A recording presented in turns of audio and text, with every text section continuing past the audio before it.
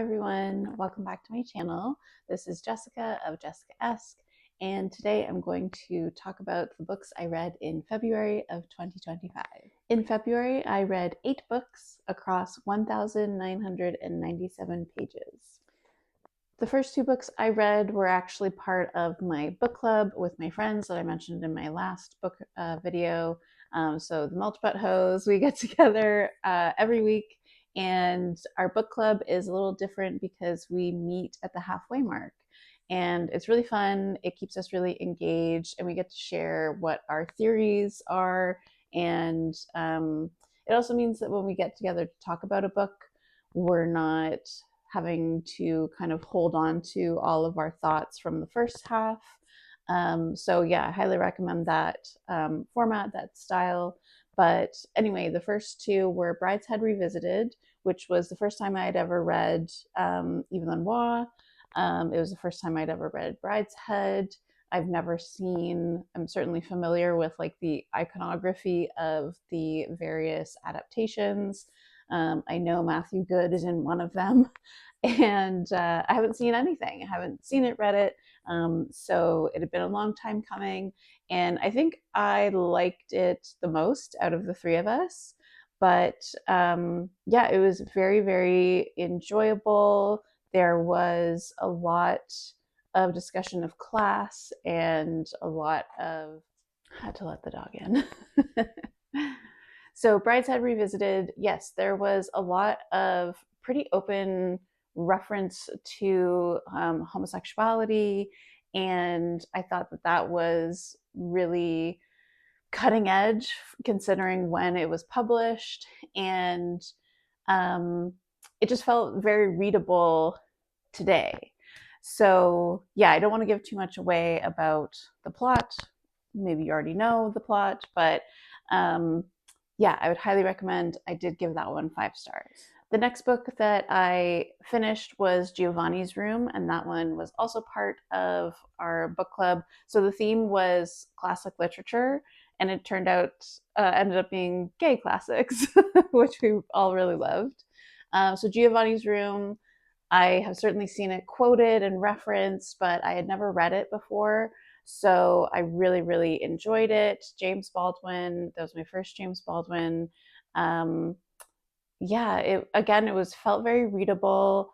I was again surprised at how, considering the time that it was published, um, just how much reference, like open reference and veiled reference, there was to homosexuality, like same-sex attraction, and like what to do in this inhospitable world, and where it is that you can go when you do love someone that religion, society, cultural mores of the day tell you that you really can't, that you don't have any sort of archetype or frame of reference to look to, and to have as like a guiding light. It was very moving, very sad. And we'll get to my stats, but sad is on the list for sure. So I gave Giovanni's Room 5 stars as well. The next book I read was D.H. Lawrence's Lady Chatterley's Lover. I am very interested in watching the adaptation with Jack O'Connell and Emma Corrin. That's on Netflix. I've heard it looks very beautiful. Well, I have seen with my own eyes that it looks very beautiful, but I've heard good things about it, I think. So D.H. Lawrence, Lady Chatterley's Lover also came out a long time ago. And again, it was kind of like, so I gave this one 3 stars because it was a little heavy handed with the references to sex. But I also wanted to, acknowledge that, like, hey, this is a really great thing that back at this time, this was, it was banned, it was outlawed, it was whatever, censored. Like, it's important, I think, to recognize where we came from in terms of censorship, and recognize that at the time that this was published, if you were writing this way, you were probably getting a lot of roadblocks um, ahead of any sort of like publication. So yeah, I was very impressed from that angle.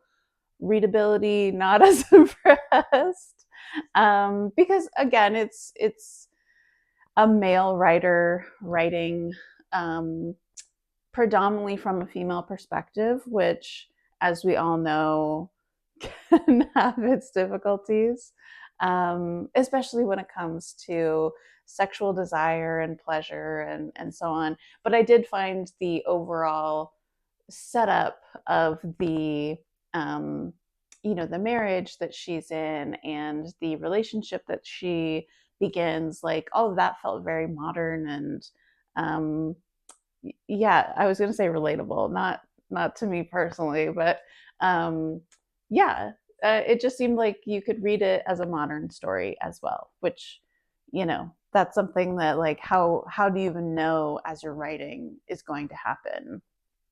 Very impressive, but 3 stars. Next, I read a very short story that's like published and hardback bound, by Madeline Miller, who I referenced in my last book video, Galatea. And this is a short story giving voice and perspective to,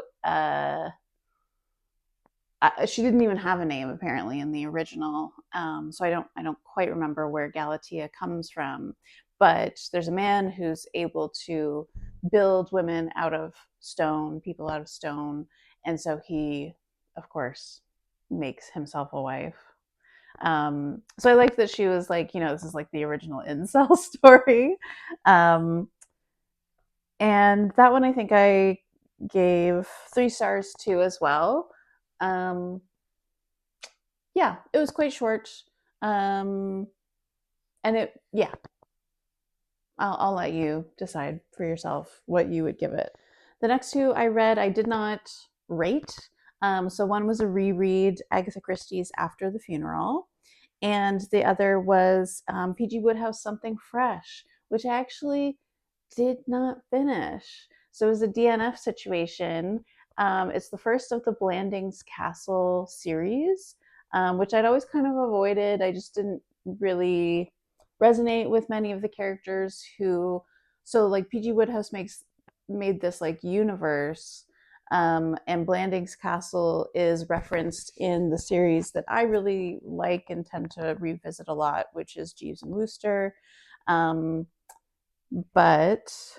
yeah, I just wasn't that interested in either of the main characters that had kind of been, introduced towards the beginning, and I was just like, meh, easy come, easy go. The second last book I read was Away Laughing on a Fast Camel. This was also a reread, but I guess I had not read. Oh no, I think I had actually not read it before. So I gave it 4 stars. It is a Louise Renison book, and it's part of the Georgia Confessions of Georgia Nicholson series. They did make a movie, I think back in like the 2010s. I think it was like kind of infamous for that British actor, Aaron Taylor Johnson. Is that his name?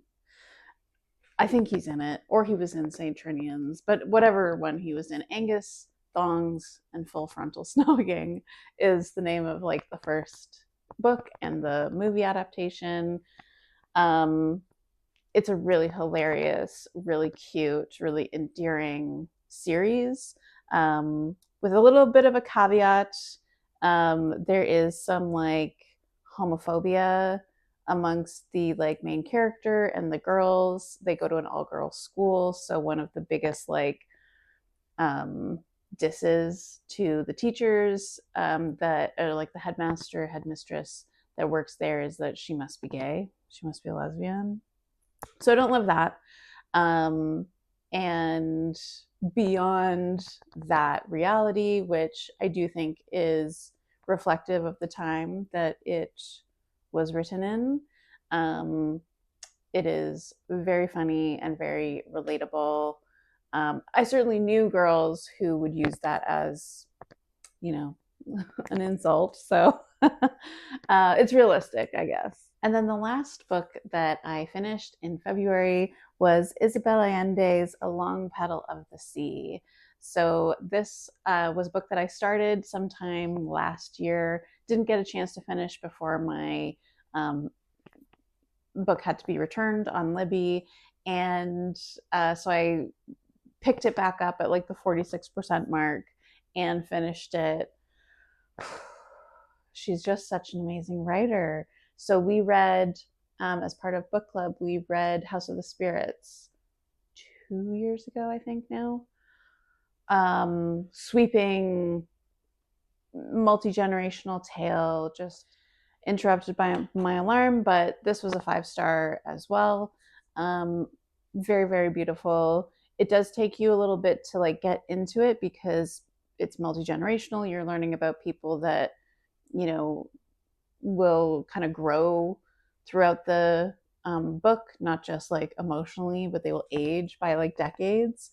And then you'll meet their children and their, significant others and whatnot. So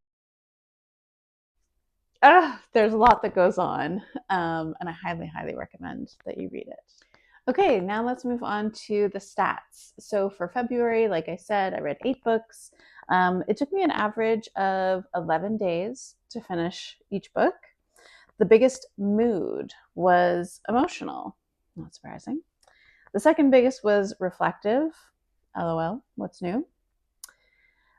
Pacing. Half of my books were like medium paced, and then 2 were fast and 2 were slow. I honestly could not tell you. I guess the pace of Long Petal to the Sea was probably a slower one. Who knows? Um, Page numbers. So 63% of the books that I read were less than 300 pages. I'm okay with that. And then 38% were from 300 to 499 pages. All 8 books were fiction, so I didn't actually get a nonfiction book read in February. I was reading one in February and finished, I think, on like March 1st. And then the average rating was 4.17. All right, thank you so much for watching. Please let me know what you read in February, what you're hoping to read this year, and I can't wait to see you in my next video. Bye.